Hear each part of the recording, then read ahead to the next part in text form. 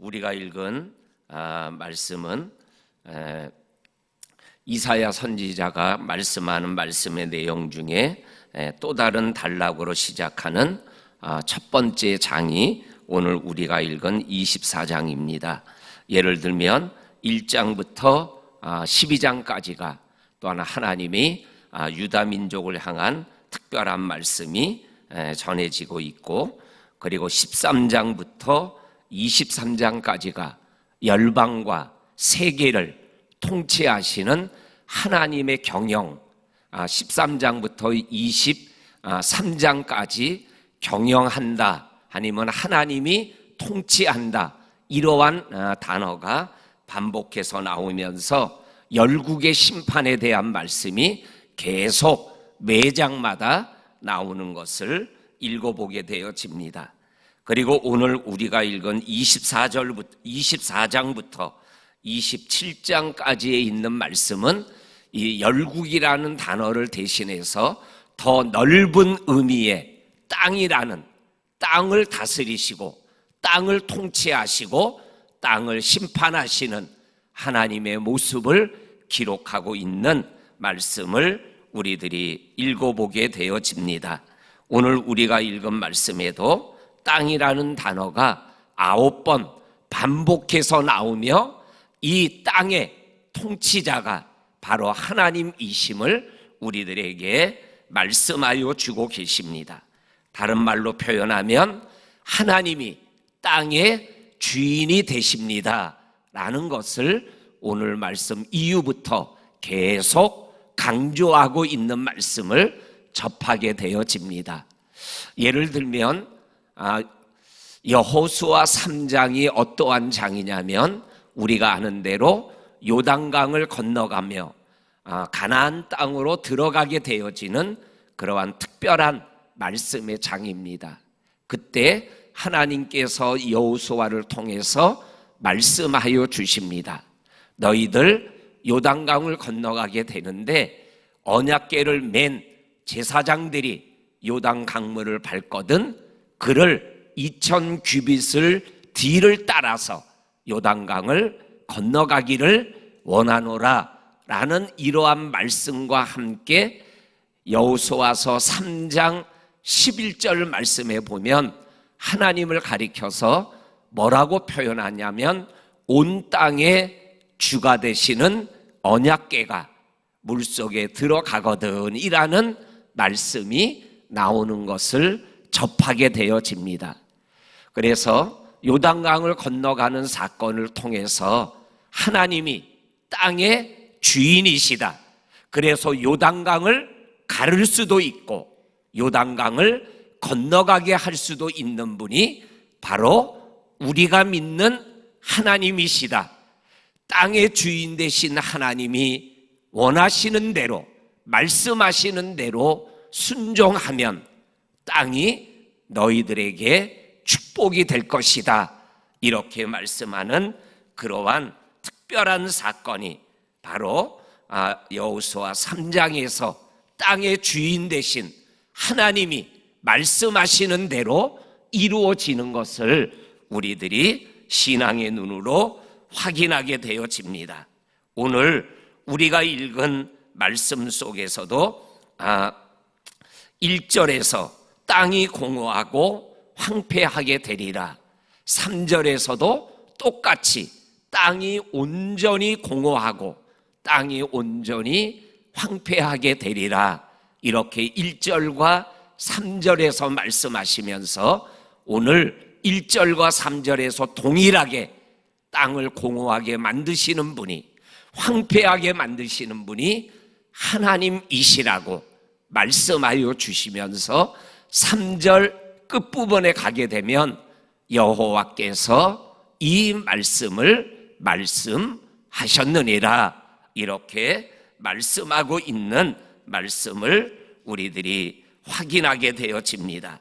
그렇습니다. 이 땅을 다스리시는 분이 하나님이시고 하나님이 말씀하시는 대로 땅은 순종할 수밖에 없는 그러한 피조물임을 우리들에게 말씀하여 주고 계십니다. 2절의 말씀은 하나님이 땅을 심판하실 때 땅에 살아가는 사람들이 하나님의 심판 앞에 있는 모습을 6가지를 대비하여서 말씀하여 주고 계십니다. 백성과 제사장, 그리고 종과 상점, 여종과 여주인, 그리고 사는 자와 파는 자, 빌려주는 자와 빌리는 자, 그리고 이자를 받는 자와 이자를 내는 자가 하나님이 땅을 심판할 때는 똑같다라고 말씀하여 주고 계십니다. 여기에서 이렇게 6가지를 대비시키면서 똑같다라는 말씀은 어떠한 의미가 있는 것입니까? 하나님이 땅을 심판하실 때 세상의 모든 사람은 심판 앞에서 동일하다라는 것입니다. 또 다른 말로 표현하면 하나님의 심판에 예외가 없다라는 말씀입니다. 또 다른 말로 표현하면 신분이나 직분이 심판의 기준이 되는 것이 아니라 땅의 주인 대신 하나님이 주인이시다, 기준이시다라는 것을 우리에게 분명하게 말씀하고 있는 말씀을 확인하게 되어집니다. 그렇습니다. 하나님이 이 땅을, 이 세상을 심판하실 때는 정말로 모든 자가 하나님의 심판 아래에서 심판을 받을 수밖에 없음을 우리들에게 말씀하여 주고 계십니다. 오늘 우리가 읽은 말씀은 5절을 기준으로 해서 앞뒤로 나누어지고 있는 것을 읽어보게 되어집니다.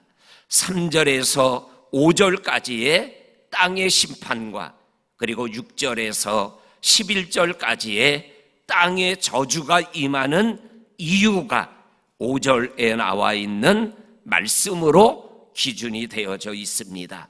5절 후반부에 보면 어떠한 말씀이 나오냐면 율법을 범하고, 그리고 두 번째 율례를 어기고, 그리고 세 번째 영원한 언약을 깨트리기 때문에 땅이 공허함과 땅이 황무하고 황폐하게 되어지는 그러한 땅의 심판이 임하게 되어지고, 그리고 또한 이 율법과 율례를 범하고 어기고 영원한 언약을 너희들이 깨트렸기 때문에 땅에 저주가 임하게 되어졌다라고 말씀하고 있는 하나님의 말씀을 우리들이 확인하게 됩니다. 그런데 우리가 아는 것처럼 이 땅에는 하나님이 선택받고 하나님의 특별한 율법을 받은 자만 살아가는 이 땅이 아니잖아요. 하나님을 모르고 하나님의 선택을 받지 못한 사람들도 이 땅에 살아가잖아요. 그들은 어떻게 땅에서 심판을 받는 거예요? 선민처럼, 유대인처럼 율법을 받지는 못했지만, 그러나 로마서에 있는 말씀대로 표현하면 뭐예요? 양심의 법을 받은 거죠. 보이는 율법을, 주는 율법을 받지는 못했지만 양심이, 야, 그거 죄야, 그거 잘못된 거야, 너 그거 하면 안 돼, 이러한 양심의 법이 우리로 하여금 우리의 행동이 잘된 것인가 잘못된 것인가를 지적하고 있는 거죠. 그러니까는 율법을 범하고 율법을 어기는 거나 양심을 어기고 범하는 것이나 똑같은 것이라는 거죠. 오늘 성경은 우리들에게 분명하게 말씀하기를 이 말씀이 심판의 기준이 되어서 땅이 저주를 받고 땅이 심판을 받게 되어지는 것을 분명하게 말씀하고 계십니다. 그러면서 오늘 땅의 저주에 대하여서 6절 이하부터 계속해서 말씀하고 있는 말씀을 보게 됩니다. 저주 이전에 땅의 심판에 대한 말씀이 3절에 땅이 공허하다, 4절에 땅이 슬퍼한다, 5절에 땅이 더럽게 되었다라고 말씀하고 있는 심판의 모습을 말씀하여 주시고, 심판과 함께 땅이 저주받는 모습을 오늘 성경 6절 이하부터 계속 말씀하고 계십니다. 6절에서 첫 번째로 땅과 저주가 땅을 삼키고, 그리고 땅에 있는 자들이 정죄함을 받고, 그리고 땅의 주민이 불타 없어지고 남은 자가 적으리라. 그리고 6절에서 말씀합니다. 두 번째로 7절에서 포도즙이 슬퍼하고, 그리고 포도나무가 쇠잔해지고, 그리고 마음을 즐거워하던 자가 탄식하는 저주를 받게 되어진다. 그리고 세 번째로는 8절에 보면 소고치는 기쁨이 그치고 즐거워하는 자의 소리가 끊어지고, 그리고 수금 타는 즐거움이 그칠지라라고 8절에 말씀하여 주고 계십니다. 그리고 네 번째로 11절에 저주가 포도주가 없어 거리에서 부르짖고, 또한 모든 즐거움이 사라지고, 그리고 땅의 기쁨이 사라지리라라고 11절에서 말씀하여 주고 계십니다. 지금 우리가 읽은 땅의 저주와 땅의 심판에 대한 말씀을 오늘 이사야가 이렇게 한 절마다 세 가지로 계속 반복해서 말씀하고 계셔요.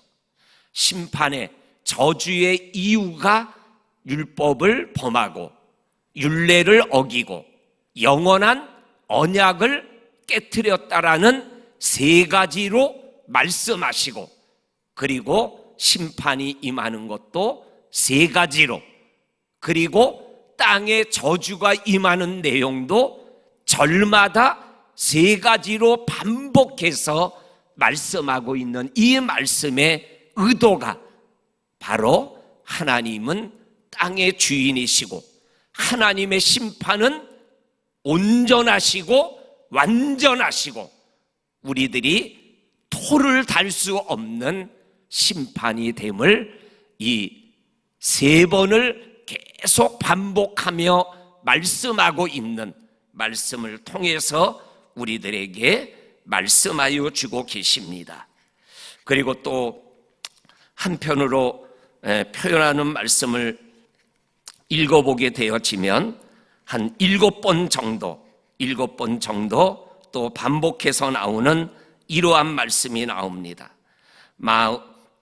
마음을 즐거워하던다가 탄식하고, 소고치는 기쁨이 그치고, 즐거워하는 자의 소리가 끊어지고, 수금 타는 즐거움이 끝이고, 땅의 기쁨이 사라지고, 모든 즐거움이 사라지고, 노래하는 모든 것들이 사라진다라는, 기쁨이, 즐거움이 사라진다라는 표현을 오늘 또 우리가 읽은 말씀에서 7번 강조하고 있는 말씀을 읽어보게 되어집니다. 이렇게 3자라는 숫자를, 7자라는 숫자를 통해서 하나님이 땅의 주인으로서 이 땅에 행하는 모든 것들은 완벽한 것이고 온전한 것이고 우리에게 토를 달 수 없는 하나님의 특별한 심판인 것을 말씀하고 있는 이 말씀 앞에 우리들이 결단하고 우리가 고백해야 될 신앙, 하나님의 말씀대로, 하나님의 말씀이 원하시는 대로, 하나님의 말씀이 말씀하는 대로 우리의 삶을 생활해 나가는 것이 바로 하나님을 믿는 우리들이 생활해 나가야 될 삶의 영적인 자세임을 말씀하고 있는 이 말씀을 오늘 우리가 이 새벽 붙잡고 오늘도 살아서 역사하시는 말씀 앞에서 살아있는 믿음의 하루길을 달려가는 복된 하루가 되시기를 주의 이름으로 간절히 축원합니다. 아멘. 하나님 아버지, 하나님께서 또 말씀하여 주시는 하나님의 말씀 앞에 우리의 믿음을 열어서 하나님의 말씀 앞에 순종하고 하나님의 말씀을 따라서 하나님의 말씀이 원하는 대로 생활해 나가는 우리들 모두가 되어서 이 땅에서 저주받는 인생이 아니라 땅의 주인 되신 하나님으로부터 복된 삶을 살아내는 우리들이 될 수 있도록 은총을 허락하여 주옵소서. 오늘도 우리의 삶의 주인 되시는 하나님을 의지하며 오늘 하루를 시작하는 성도들 한 분 한 분을 축복하여 주옵소서. 예수님의 이름으로 기도하옵나이다. 아멘.